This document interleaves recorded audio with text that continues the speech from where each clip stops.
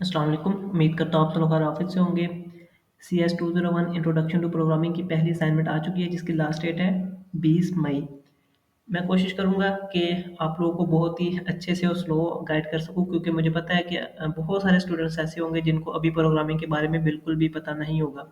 हाँ, कुछ स्टूडेंट्स होंगे जिन्होंने CS101 में कुछ प्रोग्रामिंग पढ़ी होगी, बाकी वही लोग होंगे जिन्हें प्रोग्रामिंग के बारे में कुछ इल्म नहीं है। ये आपकी पहली असाइनमेंट है और बहुत ही ईज़ी है, आप इसको ईज़िली कर सकते हैं। लेकिन ज़रूरी है कि उसके लिए आपको कुछ कुछ चीज़ों का पता हो, जैसा कि कुछ अगर आपने लेक्चर्स लिए होंगे तो आपको ऑब्वियसली पता होगा। अब इस असाइनमेंट में जो चीज़ें यूज़ हुई हैं वो डाटा टाइप्स, वेरिएबल्स, ये ऑब्जेक्टिव्स में बताई गई हैं। Arithmetic operators, expression solving, if else statement, repetition structure and functions के बारे में ये असाइनमेंट होगी। खैर इसकी तरफ चलते हैं। इसमें एक आपने ख़ास बात याद रखनी है कि आपने .cpp फाइल में इसको सबमिट करवाना है। उसके लिए आपको एक सॉफ्टवेयर इंस्टॉल करना पड़ेगा जिसका नाम है डेव सी प्लस प्लस, जहाँ पे आप ये असाइनमेंट लिखेंगे। अगर आपके पास वो भी इंस्टॉल नहीं है तो डिस्क्रिप्शन में लिंक दिया गया है, वो उस वीडियो को देख के आप डेव सी प्लस प्लस को इंस्टॉल कर सकते हैं, क्योंकि वहीं पे आपने अपना कोड लिखना है और असाइनमेंट सेव करनी है और फिर सबमिट करवानी है। तो खैर हम आगे बढ़ते हैं अपने क्वेश्चन की तरफ। तो ये हमारी असाइनमेंट स्टेटमेंट है, या कह सकते हैं हमारा क्वेश्चन है कि हमें करना क्या है इस असाइनमेंट में।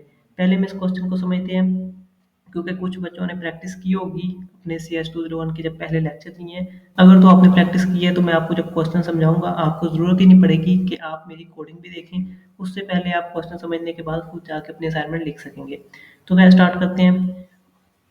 When an object falls because of gravity, कोई भी ऑब्जेक्ट जब गिरता है ग्रेविटी की वजह से, ग्रेविटी की वजह से नीचे ही गिरता है ना, तो मतलब कोई भी चीज़ नीचे गिरती है। The following formula can be use to determine the distance, ये फार्मूला यूज होता है जो नीचे दिया गया है डिस्टेंस मालूम करने के लिए। किसी भी चीज़ जो नीचे गिर रही होती है, उसका अगर डिस्टेंस मालूम करना हो कि वो कितनी दूर तक गिरी है, तो उसके लिए हम ये फार्मूला यूज करते हैं जो कि यहाँ पे दिया गया है। D is equal to 1/t GT square. अब ये नीचे बताया क्या है कि डी एक डिस्टेंस है जो कि हमें मिलेगा, इज इक्वल टू 1/2, और जी एक कांस्टेंट वैल्यू होती है जो नीचे वाली लाइन में 9.8 बताई गई है, और टी का मतलब है टाइम, जिसका स्केयर ये एक फार्मूला है। नीचे वाली लाइन पढ़ते हैं, उसके बाद उस फार्मूले को मैं आपको सही तरह से समझाता हूँ। Where D is the distance, D distance है इन मीटर्स, मीटर्स में। G is 9.8 constant of gravity, and T is the amount of time, time को टी उसने लिखा है यहाँ पे in seconds. That the object has taken to fall. अब वो कह रहा है कि अगर हम ऊपर से कोई चीज़ नीचे को गिराते हैं तो वो कितने सेकंड में, यहाँ पे उसने टाइम इन सेकंड का है। अगर हमें टाइम मालूम हो, मतलब 3 सेकंड, 2 सेकंड, 5 सेकंड, तो उस सेकंड में वो कितना डिस्टेंस तय करेगी, इस चीज़ के लिए ये एक फार्मूला दिया गया है।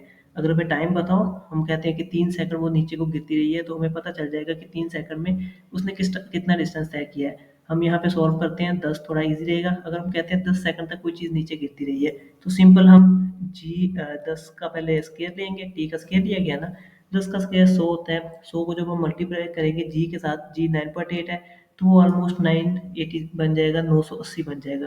तो यहाँ तक 980 हो गया। जब 1/2 से मल्टीप्लाई करेंगे, मतलब 2 से तकसीम करना पड़ेगा, तो वो बनेगा 454, 65, वो 465 बनेगा।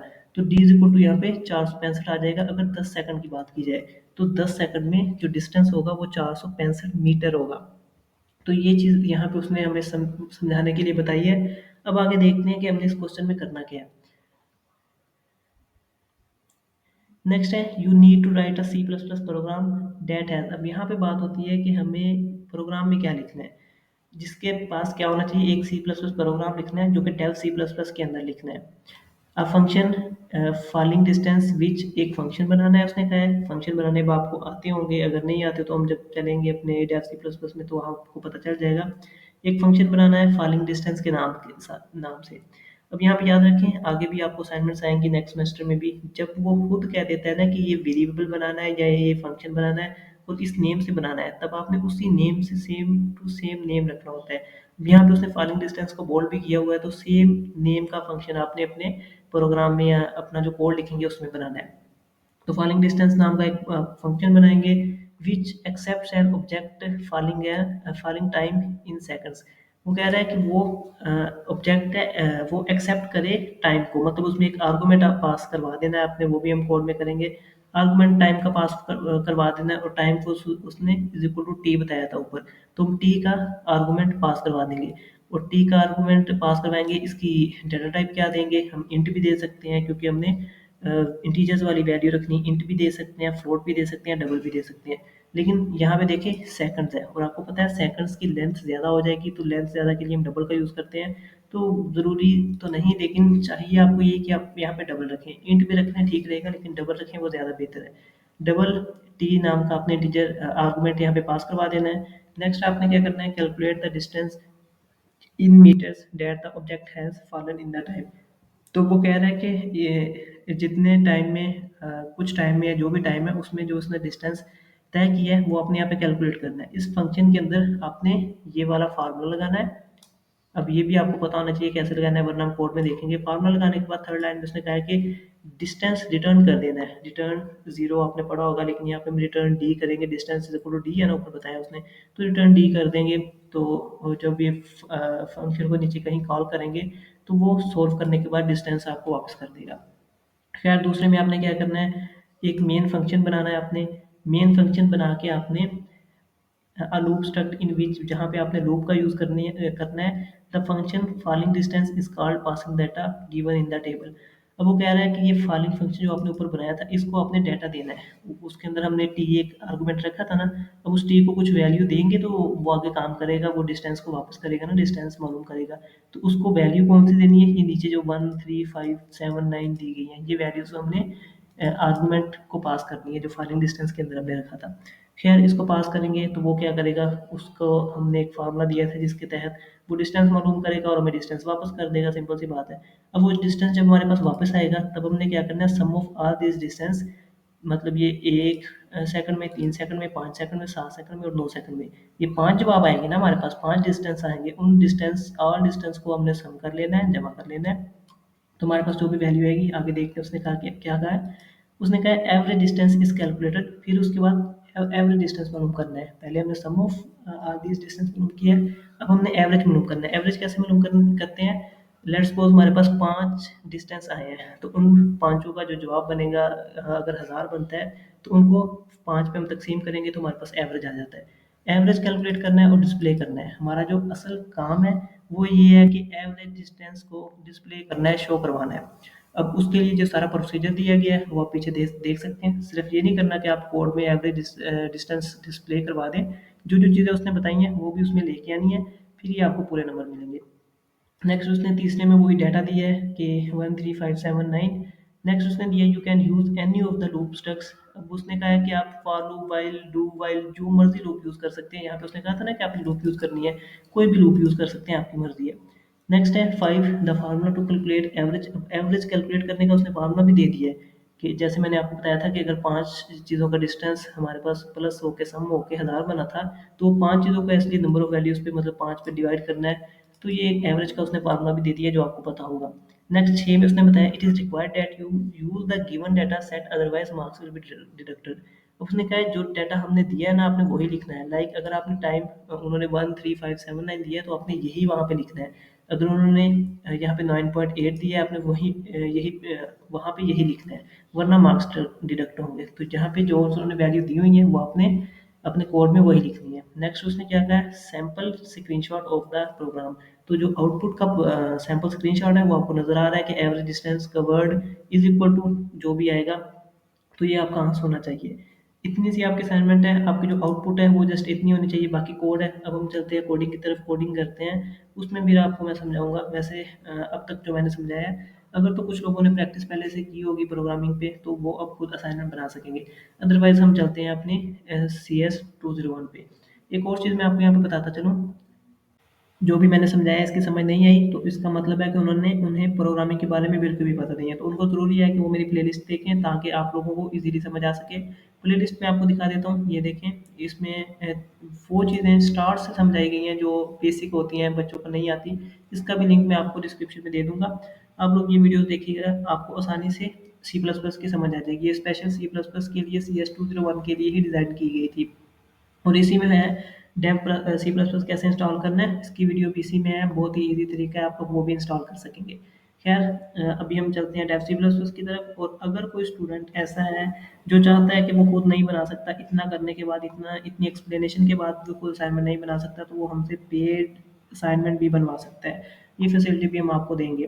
खैर अभी हम चलते हैं अपने डेव सी प्लस प्लस की तरफ, जहाँ पे मैंने ऑलरेडी कोड लिखा हुआ है और मैं आपको समझाऊंगा कि इसमें कौन सी लाइन मैंने क्यों यूज़ की है और कैसे कैसे आपने इसको समझना है, कैसे लेके चलना है। तो स्टार्ट करते हैं सबसे पहली लाइन पे, जो मेरे ख्याल में सी एस 201 में आपको पता होना चाहिए। अगर नहीं पता तो मैं बता चुका हूँ आपको कि आप वो सीरीज़ देख के आएँ, ताकि आपको कुछ मालूमात हो प्रोग्रामिंग के बारे में। देन ही आप इस असाइनमेंट की तरफ आएंगे। अब यहाँ पे हेडर फाइल्स का यूज़ किया गया है। आईओ स्ट्रीम हेडर फाइल तो आपको हर दफ़ा यूज़ करनी होती है, उसके साथ बहुत सारी हेडर फाइल्स हैं, लेकिन यहाँ पे क्योंकि हम मैथ की कैलकुलेशन यूज़ कर रहे हैं, तो हम सी मैथ हेडर टाइप का यूज़ करेंगे, सॉरी हेडर फाइल का यूज़ करेंगे। उसके बाद हमने using name space STD use करनी होती है, ताकि हम सी आउट करवा सकें। उसके बाद हमने मेन फंक्शन स्टार्ट करना होता है, लेकिन यहाँ पे क्योंकि उन्होंने कहा था एक और फंक्शन बनाना है, हमने पहले वो बना लिया, मेन हम आगे ले गए हैं।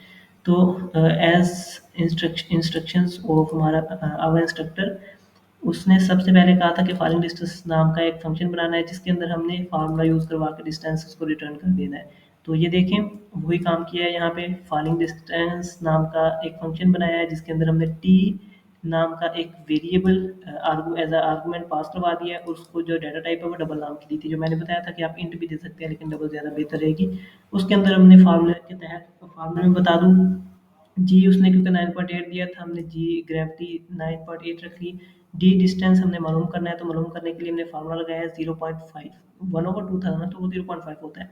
0.5 मल्टीप्लाई बाई जी और मल्टीप्लाई बाई टी की पावर 2 था ना, तो उसको हम यहाँ पे ऐसे ही लिखते हैं, पावर टी कोमा 2, तो टी की पावर 2 बन जाता है। तो ये हमने फार्मूला लिखा है, ये लाइन एक फार्मूले की डिस्टेंस फार्मूला जो हमने वहाँ पे देखा था।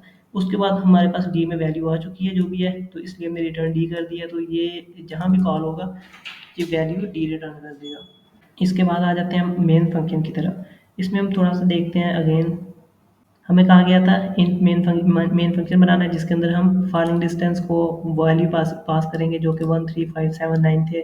और सॉरी लूप का भी यूज़ करना है, फिर फॉलिंग डिस्टेंस को हमें वैल्यूज़ पास करनी है, और then sum of all distance करना है। तो उसके लिए हमने क्या किया है, सबसे पहले क्योंकि हमें लूप का यूज़ करना है और लूप के अंदर जो वैल्यूज़ है वो पास करनी है। वैल्यूज़ पास हम सिंपल नहीं कर सकते, उसके लिए हमने ये पहले ली है, जो अरे हमें दी गई थी, यहाँ पे हमने एक अरे बनाई है। इंट टाइम टाइम नाम से हमने अरे बनाई है, जिसके अंदर हमने वो वैल्यूज़ रख ली है 13579। अब जो कि हमें लूप के अंदर इनको यूज़ करना है, तो हमें पता होना चाहिए इसके अंदर कितना डाटा है। 13579 ये 5 बनते हैं ना, तो हमें नहीं पता 5, मतलब हमें तो पता है 5, कंपाइलर को बताने के लिए हमें ये चीज़ यहीं से गेट करनी होगी। तो ये अरे के अंदर की तादाद गेट करने के लिए, नंबर ऑफ वैल्यूज़ गेट करने के लिए, हम इस फार्मूले का यूज़ करते हैं, साइज़ ऑफ टाइम का, सॉरी साइज़ ऑफ अरे का ओवर साइज़ ऑफ अरे 0 का। अब यहाँ पे क्योंकि अरे का नाम टाइम है, तो हम टाइम रख रहे हैं और टाइम 0 रख लिया है। अब इसका भी थोड़ा सा मैं आपको समझा दूँ कि ये कैसे गेट होगा। अगर हम टाइम रखते हैं, तो इस टाइम के अंदर जितनी भी है ना, 1 2 3 4 5 है ना, तो हर एक चीज़ 4 बाइट की होगी। 4 की है तो ज़ाहिर सी बात है, 4 मल्टीप्लाई 5 तो फिर 20 हो जाएगी, तो इसकी वैल्यू 20 बनेगी। 20 बनी, और जब हमने इसको ओवर किया है टाइम 0 के साथ, टाइम 0 का मतलब है सिर्फ 1। 1 की 4 थी, तो जब डिवाइड होगा तो इसका जवाब 5 आ जाएगा, n इज इक्वल टू 5 आ जाएगा।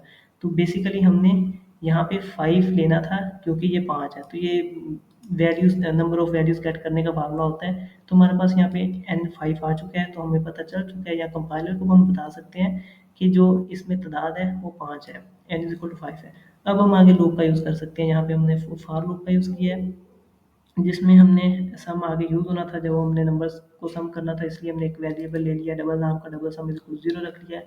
आगे फॉर लूप का यूज़ करते हैं, तो हमने यहाँ पे फॉर लूप का यूज़ किया है। फॉर लूप में हमने क्या लिखा है, int i is equal to 0 रख लिया, जो कि हम सबसे पहले आई को डाटा टाइप भी देनी होती है, यहाँ तो हम पिछली लाइन में देते थे, लेकिन नहीं दी, तो अब हम यहाँ पे दे सकते हैं।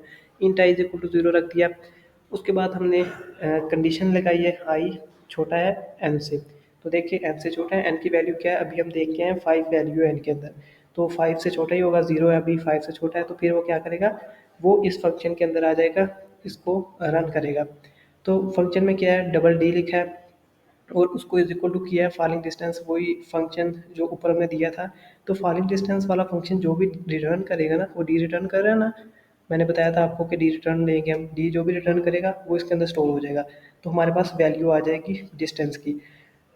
अब मसला ये है कि यहाँ पे हमने उसको एक आर्गूमेंट पास करवाना है, टी नाम का टाइम पास करवाना है हमने, कि कितना टाइम टाइम पास करवाएंगे तब भी हमें डिस्टेंस मिलेगा ना। तो हम यहाँ पे ये देखिए टाइम पास करवा रहे हैं उसको। अब टाइम कैसे पास होगा ज़रा गौर करिएगा। टाइम की जगह आपने ये रे पास करवानी है 1 3 5 7 9, ये एक एक करके रे पास करवानी है ना। तो जब हमने देखा कि हमने आई इज इक्वल टू 0 रखा था फॉर लूप में, और आई देखा n से छोटा है, जब छोटा है तो वो 0 अंदर आ गया, 0 अंदर नहीं आया अंदर। अब हम जब भी आई यूज़ करेंगे वो 0 ही होगा। तो अंदर हमने टाइम ब्रैकेट के अंदर आई यूज़ करवाया, उसको फॉलिंग डिस्टेंस को, मतलब उसको जो आर्गुमेंट दिया है हमने, वैल्यू जो दी है वो आई की दी है, आई के अंदर 0 है तो वो 0 ही उसे मिली है। अब टाइम 0 क्या चीज़ है, ये जो अरे है ना, अरे की नंबरिंग 0 से स्टार्ट होती है। अरे में जो पहली वैल्यू है वो 0 के नाम से होगी, जो दूसरी है वो 1 के नाम से, तीसरी 2 के नाम से, 3 4 5 6 ऐसे तरतीब से होती है। अब जब हम टाइम के अंदर 0 लिखा जाता है ना, तो इसका मतलब है अरे है जो पूरी, उसके अंदर से पहली वैल्यू उठा लेनी है। उसने पहली उठाई तो वो 1 था, तो यहाँ पे जो वैल्यू गई है फंक्शन के अंदर वो 1 गया है। तो जब 1 जाएगा तो जो भी जवाब होगा डिस्टेंस वो हमारे पास आ जाएगा। 1 सेकंड का हमारे पास डिस्टेंस आ चुका है। अब आने के बाद आगे क्या हुआ है, वो डिस्टेंस यहाँ पे सम के अंदर सेव हो चुका है। सेव कैसे हुआ, सम प्लस इज इक्वल टू का जो सिंपल मतलब होता है वो हम ऐसे भी कर सकते हैं, सम प्लस टी, मतलब डी जो भी डिस्टेंस आया है हमारे पास वो प्लस सम के अंदर प्लस होगा और सम के अंदर स्टोर हो जाएगा। उसको हम इन शॉर्ट ऐसे लिख देते हैं, वो भी सेम ही बनता है। अब जो भी डिस्टेंस आया था वो सम के अंदर स्टोर हो चुका है। सम के अंदर लेट्स सपोज अगर 20 सेकंड आए हैं तो वो सम के अंदर स्टोर हो चुके हैं। अब नीचे ब्रैकेट बंद है, मतलब यहाँ पे ख़त्म हो गया। अब अगेन लूप चलेगी, आपको पता है लूप अगेन चलती है, लेकिन अगेन चलने से पहले वो, अब जब अगेन चलेगी तो वो पहले इंक्रीमेंट पे आएगी, कि वो आई को बढ़ाएगी, आई के अंदर एक प्लस करेगी।